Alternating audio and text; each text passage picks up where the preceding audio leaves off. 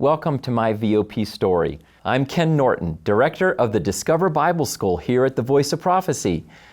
Today we have a special guest joining us who will be sharing how the Voice of Prophecy has had a very meaningful impact in his life. And his name is Michael Taylor.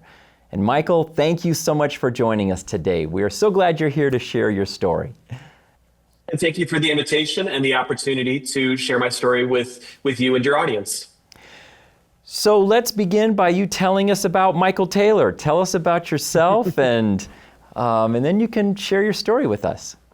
All right. Well, current details about who I am. Michael Taylor is husband of one wife. My wife, Andrea, and I have been married for about 20 years, and we've been blessed with 5 kids. We currently call the Raleigh, North Carolina area home after kind of bouncing around. We were out west for a while, and we actually were born and raised in Michigan, but now we are here enjoying the heat and humidity of summers in North Carolina. So it is exciting times here with our family as we get settled in. I'm currently actually pastoring 2 churches in the Raleigh area, and both of them are just fantastic, Jesus-loving churches, and it's wonderful to be a part of these communities. Awesome. So from now on, I'll call you Pastor Michael as we're doing this interview. That's awesome. I'm glad to hear you're in the ministry and what a move with 5 kids, right? That's a exciting time, and sounds like you're settling in well. Yes. I'll tell you, the move it wasn't just the 5 kids, it was the 15 chickens that we moved with us as well, but that's a whole different story. That's awesome. So I heard, as we had a conversation, it's been probably 4 months ago or so, and you were telling me a little bit about how you became a Seventh-day Adventist, and you mentioned about the importance that Voice of Prophecy played in that, and specifically the Bible school. And so I'm just excited to hear the details. Would you be willing to tell us your story? Of course. So I jokingly refer to myself as a victim of prayer. Growing up, I had wonderful parents who, they loved each other. They loved me. I had a great family, but they were they're non-practicing Christians. They were both brought up in Christian households, but they didn't really make the faith their faith either. And so didn't really pass on to my brother or I. So I grew up as somebody who connected to church very marginally at best. I would maybe go a handful of times a year when someone else in my family would take me along, but I'd never really want to go for myself. And got really involved in math, got really involved in science, some of these engineering arts. And I actually had a life dream that I was going to work at Nintendo.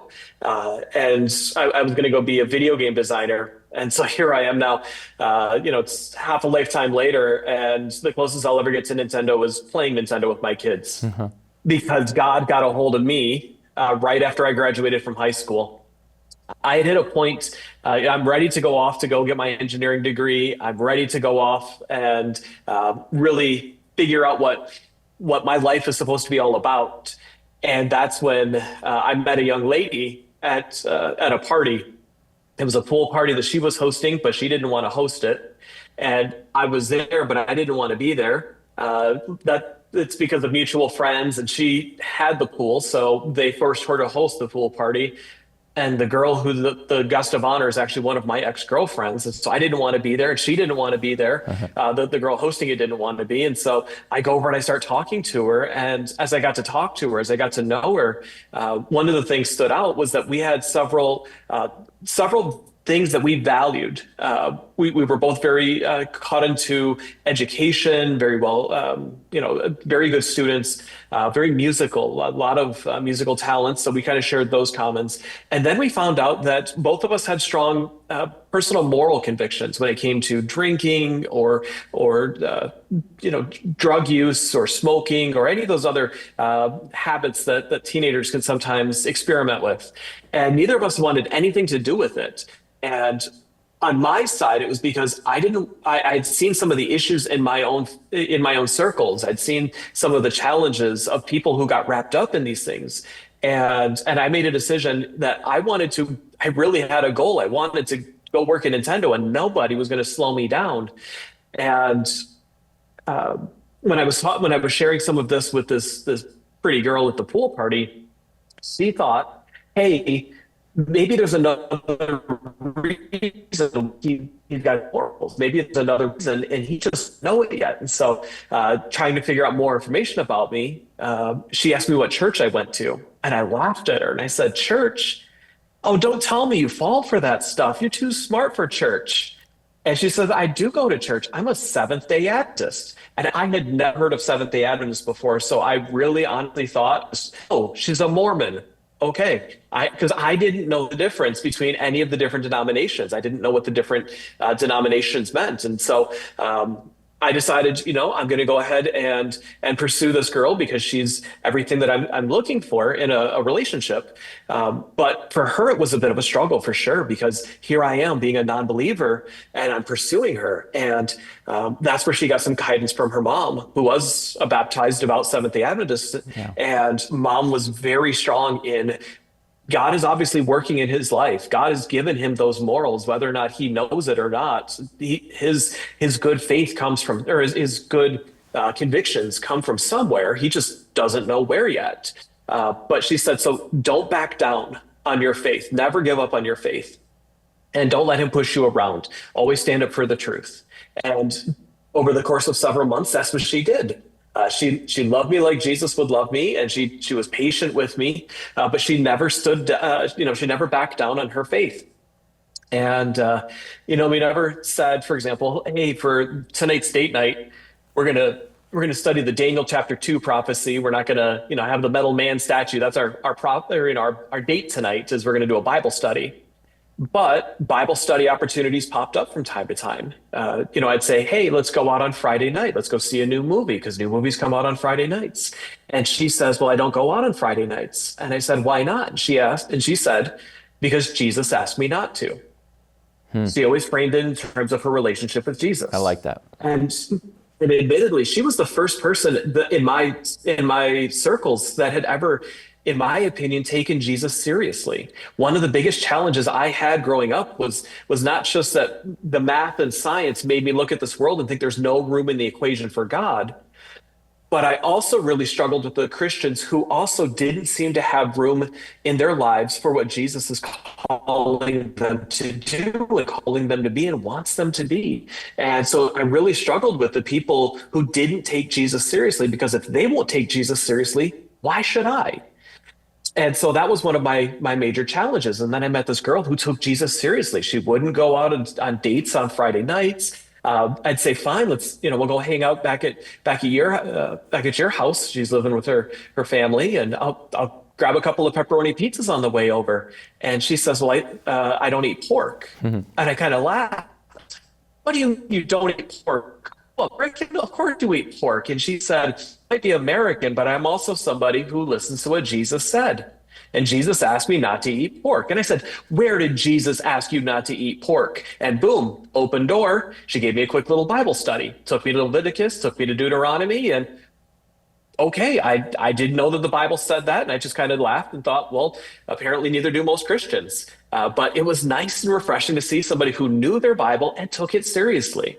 And so we went through this journey. We had several other things where she would just stand up for her convictions, and it ultimately led to a breaking point. So we hit a point where we realized that our faith and unfaith, we couldn't do this anymore. So we broke up, and we spent about 6 months apart. And while we're apart, I realized that she's doing the worst thing you could possibly do for an atheist or an unbeliever. She was praying for me. Not that we'd get back together, but that I would be in the kingdom. And so she's praying that God would get involved in my life. And I of course, would never ask at this phase in my life. I would have never asked God to get involved. I didn't want it, but she did. So here comes God. I'd be driving down the road, and I would see a restaurant. And the first time I ate at that restaurant was with her. And the Holy Spirit would speak to my ear and say, first time you ate at that restaurant was with her. Life with her really wasn't that bad, was it? Yeah, voice in my head, you're right. It wasn't that bad. First watched a TV show, or first time I heard a song, or first time I went, just going, reminded me of over and over again. And it would always come with this voice of, life with her really wasn't that bad, and just kept calling me back to her. And so after about 6 months of this, she's getting ready to graduate from high school. She's about a year younger than me. And I just really felt impressed. Like I needed to reach out to her and try to reconnect with her. So I called her and I said, hey, I want to get you a graduation gift. I didn't have to, but I wanted to. I could have mailed her something, but I wanted to see her. And so we get together and I take her out for a graduation gift. And while we're there, it's like, it's dinner time. Let's go grab a bite to eat. And, hey, there's a something coming out. Let's go see a movie together. And what do you call a couple of teenagers who are going to the mall and grabbing a bite to eat and going to a movie? They're dating again. That's something that, you in the audience probably picked up on right away. She wouldn't acknowledge that for a while because she didn't want to come back together with me. She was done with me. But here I am, and I'm being nice again, and I'm being sweet. And so she's like, okay, atheist boy's back. And she prays. She's like, God, that's it. I can't take it anymore. You change his heart or I'm out of here. And that same day, I felt that same voice who's been whispering in my ear for 6 months saying, life with her really wasn't that bad. That same day, the voice says something I'd never heard before. She's important to you, and that book, the Bible, is important to her. So why don't you just pick it up and the worst that could happen? And I thought, yeah, voice in my head, what is the worst that could happen? And so I went over to her house that day and told her that I wanted to borrow a Bible and wanted to read it. And she was, wow, that's an answer to prayer. I just prayed for this. And I said, it's a coincidence. There's no such thing as answer to prayer because there is no God. At least that's what I thought. But she was just really saw this as confirmation that God is working on my life. And so she gave me a Bible and I went home and I started to read it. And I didn't know where to start. And so I started just reading on my own started in Genesis in the beginning. And I started to wrestle with things that I'd never wrestled with before. I've said before that, there was no room in the equation for God, but I had confronted with, in the beginning, God created the heavens and the earth. I'd never wrestled before with the idea of first cause. I'd heard the theory of the Big Bang Theory, but I'd never really wrestled with what caused the Big Bang or who caused the Big Bang. And I realized that there is some data, but then there's some interpretation, some philosophy. And so maybe there's another worldview that could be a part of this. And so I said, fine, I'll play along. Maybe God Big Banged the world into existence. But obviously he's not involved anymore. But as I started reading through the Bible, I started to realize that God was absolutely involved. He never gave up on people like Adam and Eve. He never gave up on Noah. He never gave up on Abraham. And even though they were great men of faith, they all struggled in their expression of their faith. They were not perfect. You see some of the decisions that they made that could have cost them everything, but God never gave up on them. And at that point, I also had my own challenge with Christians get disarmed, this idea that, well, Christians aren't Christ-like. Well, as I'm reading through the Bible, the more I'm realizing if God can be that patient with Christians, maybe I could be too. And so I made I'm reading through the Bible. I have to laugh. At this point, I'm a 20-year-old boy. I'm in college. I didn't read the Psalms because I wasn't doing poetry. I did read Song of Solomon twice, and I'm making good progress reading through the Bible. And I got invited to go to church because my girlfriend's mom was getting married and they wanted to do it during the church service. Now, how that came to be was that my girlfriend's dad died when she was about 2 years old. He was involved in a construction accident at about 6 months old. And actually, the day of the accident was the same day that her mom, who had had her own prodigal period of her life, had made a decision after years of doing Bible studies with the local pastor. She made the decision she wanted to get baptized. And the same day she was going to go tell everybody that she made the decision she wanted to get baptized was the day he had his accident. Wow. And so the devil was definitely hard at work on trying to disrupt and discourage this family. But mom stayed faithful. And we have a reflection that, dad, he never sat in on the Bible studies, but he always found a reason to just kind of show up in the kitchen when Bible studies going on. He found a way to listen in on what was happening. And we can't help but wonder if he'd made some decisions, even if he wasn't ready to voice them yet. Yes. So anyway, fast forward now, single mom having raised 4 kids, she's getting back there. She's going to get married at church. And so they invite me to church. And September 3rd or September 6th, 2003 was the very first time I voluntarily in my life set foot in church because I went to the wedding. And it was fine. I mean, it's a wedding. But they did it as a part of the worship service, and my girlfriend's like, "What do you think of everything?" And I was like, "Yeah, the music's fun. Everything's fine. It's a little boring, but whatever." And she said, "No, you got to come back the next week. Come hear the main pastor. He's a really good preacher." And so I said, "Fine, I'll come back." And I came back the next week, and I came back the next week, and I came back the next week. And I did this for a while, where I would go to church on Saturday morning with the family, but then change into my work uniform in the church restroom and then head off to work. I just took a few hours off in the morning so I could go to church, and then I would head off to work. And I have to say, one of the things that still stands out to me is the church family. When they would see me come to church and then head obviously off to work, their response to me was, "We're just glad you came to church." Mm-hmm. And they loved me. They embraced me. They got me involved. They got me running the slideshow for the song service, helping out with the audio and the visual. And it got to a point where I'd stopped going from I'm going to her church, so I'm going to my church. I didn't realize this, though, until there was a day in February where I'm sitting at a red light. She was sick. I was going to go visit her, tell her how church was. And I'm reflecting on how everything went that day. And all of a sudden I stop and it's like, wait a second, she didn't go to church. So why did I? And I realized I had stopped going for her and I had started going for me. Awesome. And I made a decision that I wanted to go through Bible studies. I'm ready to give my life to Jesus and make it all official. And the pastor gave me the Discover Bible Study guides. Okay. And I had a chance to go through 3 other sit down with the pastor, and I was the worst student. I was a good student in most of my classes. I was the worst student in these Bible study classes because I wouldn't do my homework. I argued with the teacher all the time. And the funny thing was my arguments were often based on I didn't do my homework, but I didn't want to admit I didn't do my homework. And I love the way the Discover guides are structured because there would be times where we were into a lesson and I'd said, "Oh yeah, well answer this question for me." And I'd hit him with a question and he'd say, "Oh, that's funny because if you turn the page, there's your question as the next header, and here's a whole page of answers." And it's using material that it isn't just using the Bible says so.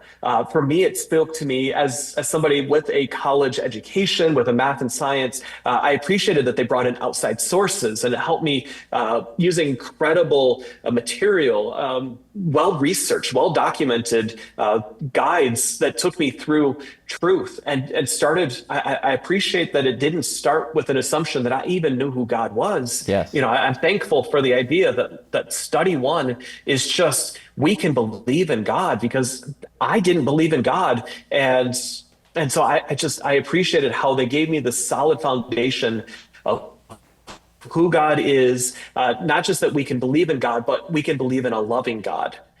And I take that foundation that then becomes important through all of the rest of the guides. And so it was wonderful to go through over the course of 8 months. Like I said, I was the worst student. You could probably go through these studies, once a week and get through it in just a few months. It took me almost 8 months, but I got baptized the week before Christmas in 2005. Awesome. 2004. Okay. Yeah.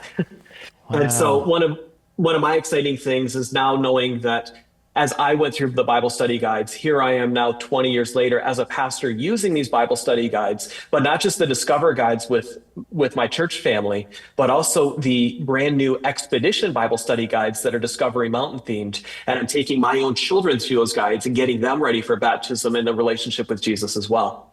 That's awesome.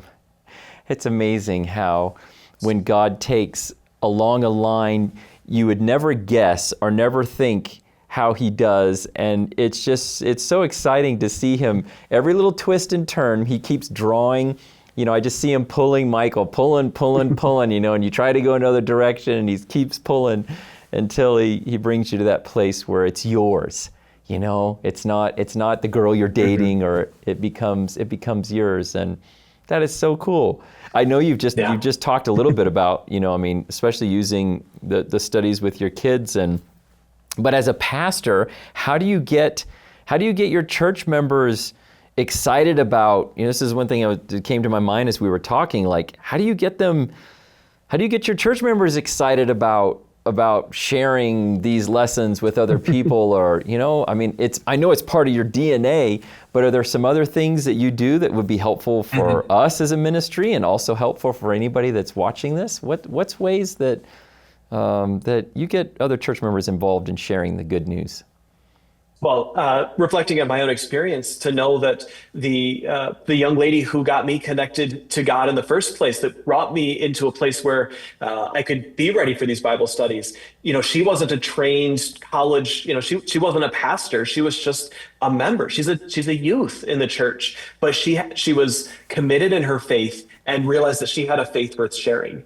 For her, she had really come to realize just how much Jesus meant for her life. And so I try to do what I can to remind my members about the Jesus who was a part of their life 24/7. I had a professor who once jokingly said, "We are not 7-11 Christians as Seventh-day Adventists. On the seventh day at 11 o'clock, we're Christians. We are 24/7 Christians." And he even jokingly said that one of the things he would do if he ever had a chance is change our denomination from Seventh-day Adventists to 7-day Adventists, to remind them that all 7 days of the week, we need to be getting ready for Jesus to come and helping others to do so as well. And so I try to do what I can to give people in my congregation and our community a faith worth sharing. And while I'm at it, I'm letting them know, if you, here's my sermon, here's my notes and all of that stuff. But if you want to be able to take people through something better, from time to time, I just have to remind my members and say, we have these awesome resources that are out there. And some of them just need the reminder. Some of them